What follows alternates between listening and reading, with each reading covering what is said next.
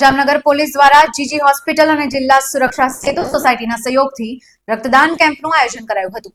શહેરના ગાંધીનગર પાસે વિશ્વકર્મા બાગ main road પર આયોજિત રક્તદાન કેમ્પને બહોળો પ્રતિસાદ મળતા એસપી પ્રેમસુખ ડેલુ, ડીવાયએસપી સહિતના અધિકારીઓ દ્વારા કેમ્પમાં રક્તદાતાઓને પ્રોત્સાહિત કરાયા હતા, જેમાં ડીવાયએસપી સહિતના તમામ પોલીસ કર્મીઓએ રક્તદાન કર્યું હતું।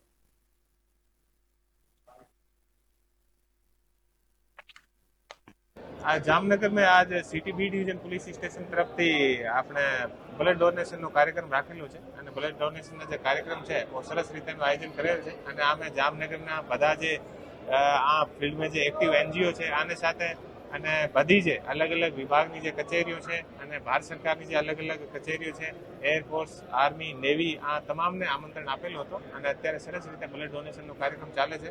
हमारा जो कार्यक्रम हो और ब्लड डोनेशन एक रेगुलर कार्यक्रम है। जामनगर में हमारी जो एक सोसायटी है आम लगभग 317 ने आसपास थैलेसेमिया पीड़ित बाळको है और आ बाळकोने दरेक महीना ब्लड की जरूरियात होय छे। तो